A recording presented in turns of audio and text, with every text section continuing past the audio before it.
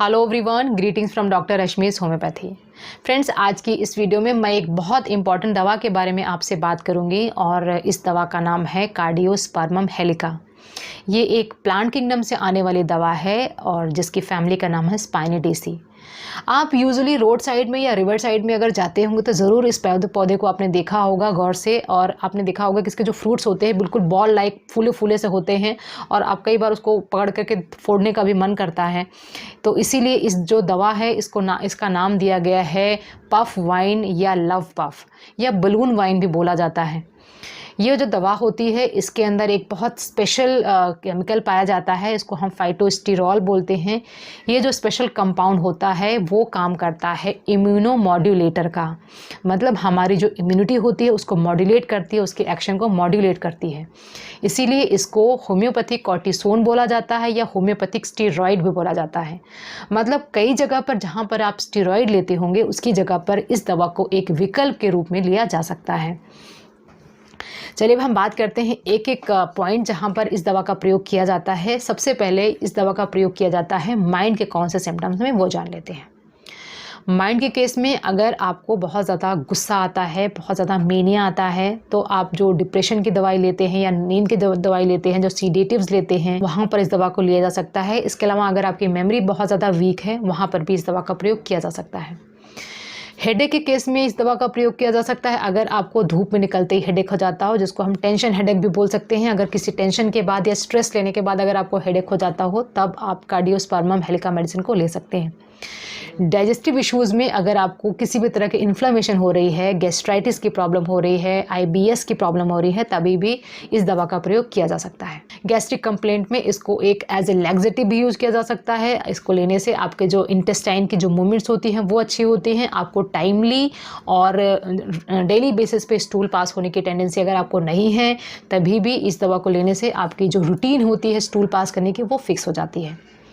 इसके अलावा ऑर्थराइटिस के पेन में अगर आपको गठिया का दर्द रहता है, घुटने में दर्द रहता है, चलने में कट-कट की आवाज़ आती है, बहुत पेनफुल रहता है, स्पेशली बुज़ुर्गों के केस में अगर बहुत ज़्यादा पैरों में सूजन आ जाती है, पैर बिल्कुल भर जाते हैं, वहाँ पर छूने में आपको गर्म सा महसूस होता है और स्किन बिल्कुल शाइनी से हो जाती है दिखने में, तो वहाँ पर भी इस दवा का प्रयोग किया जाता है। इस दवा का प्रयोग करने से जो स्वेलिंग होती है उसमें भी कमी आती है, दर्द में भी कमी आती है और धीरे धीरे अगर लंबे समय तक इसका प्रयोग आप करते हैं तब बहुत हद तक जो जॉइंट का पेन होता है वो ख़त्म हो जाता है।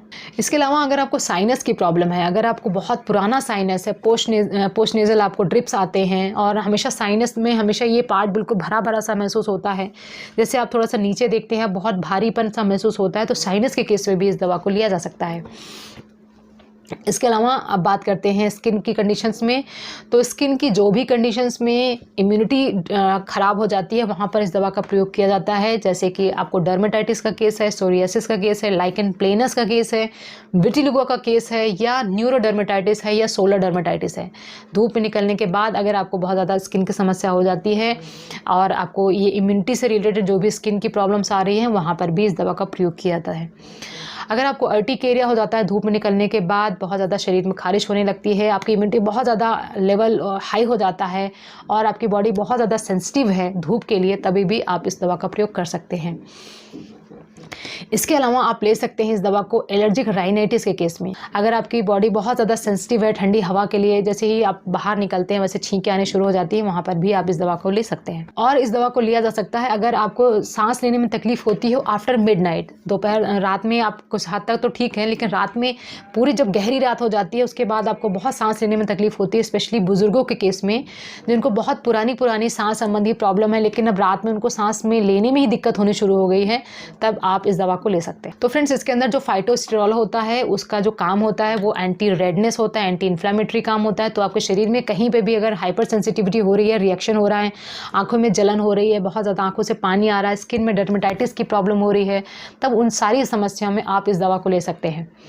जो कार्डियोस्पर्मम है इसका ऑइंटमेंट भी आता है, मतलब इसकी क्रीम भी आती है। तो अगर आपको स्किन में कहीं पे भी बहुत ज़्यादा इचिंग, जलन, कोई भी समस्या के कारण आपको बहुत ज़्यादा रिएक्शन आ रहा है स्किन पे, तब आप इसकी क्रीम को भी यूज़ कर सकते हैं। अगर हम बात करें कार्डियोस्पर्मम हेलिका को कैसे यूज़ करना है, तो इस दवा को मदर टिंचर फॉर्म में आपको लेना है। ये दवा क्योंकि प्लांट किंगडम से आती है, बहुत ही सेफ़ है सभी लोगों के लिए, तो आप इसकी मदर टिंचर को बड़ी बॉटल ले लीजिए। 100 ml की बॉटल आप ले सकते हैं, कंपनी कोई भी होगी आप ले सकते हैं।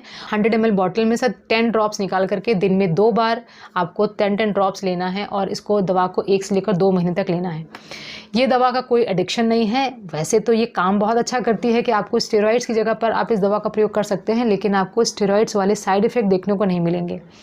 कई बार ऐसा होता है कि जो लोग स्टेरॉइड्स पे रहते हैं, चाहे वो अस्थमा के ट्रीटमेंट के लिए रहते हो, चाहे आर्थराइटिस के ट्रीटमेंट के लिए रहते हो, चाहे स्किन संबंधी एक्ने के लिए रहते हो, या बहुत सारी और प्रॉब्लम्स के लिए स्टेरॉइड्स लेते हैं, तो अगर उसको छोड़ देते हैं तो उनको प्रॉब्लम्स फिर से बढ़ जाती है। लेकिन इस दवा के साथ ऐसा नहीं होता है। आप इसको एक अल्टरनेटिव की तरह भी ले सकते हैं और इसको एक इमरजेंसी मेडिसिन की तरह भी ले सकते हैं। अचानक से आपको अगर कोई प्रॉब्लम शुरू हो गई तभी भी आप इस दवा को ले सकते हैं।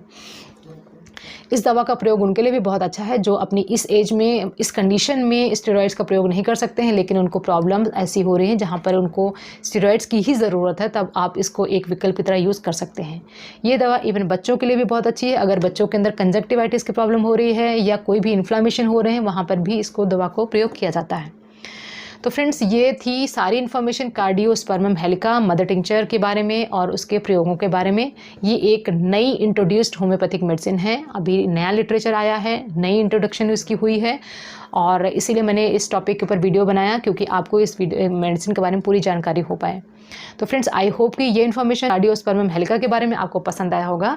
Wishing you very good health. Thanks for watching.